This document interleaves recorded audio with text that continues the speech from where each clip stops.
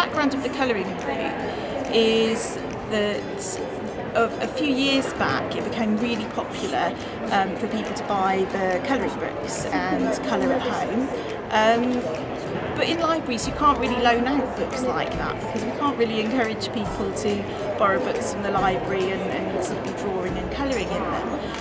And also I think it would be quite hard to restrict how many colouring pages each customer did, and we'd probably get other customers kind of leaving comments about the previous customer's colouring technique.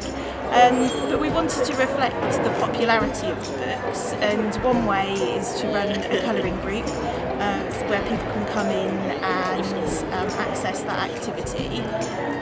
Also, because colouring in can be quite a solitary activity, and libraries are very much about people getting together, reducing sort of isolation, encouraging people to sort of interact. And so again, the colouring group allows people that opportunity to sort of sit together in the library.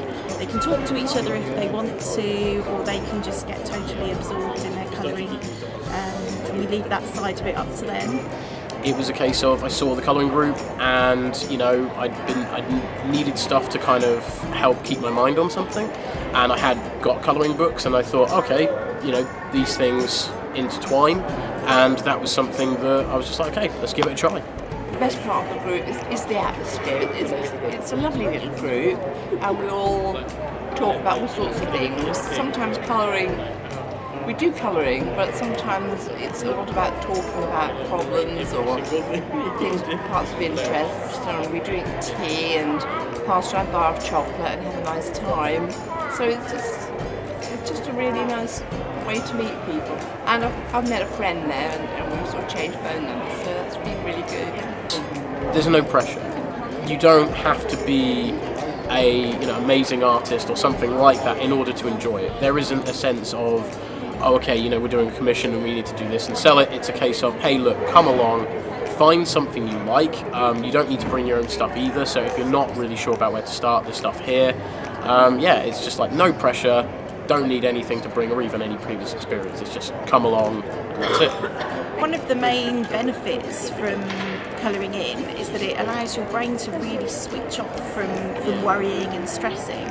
I've read that colouring in uses a different part of your brain, and whilst you're using that part of your brain, you're switching off the part that is associated with worry and stress. So it's a really good way of kind of stepping away from your worries and having a bit of a break for an hour or so. I think people probably have, when they hear about groups at the library, they probably have this kind of misconception that there's already a group there and it'll be difficult for them to come and join. I think the thing about this group is because there's regular people who come every week, but there's people who don't come every week as well. So I think everyone generally always feels really welcome, even if they've never been before, or even if they haven't been in 2 months or whatever it is. It's not a group that's kind of always there. It's a changing group. New people are welcome.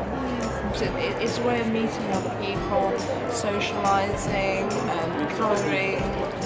It's just a friendly few hours in the week, Some people who be alone aren't alone anymore. They've got people they can talk to.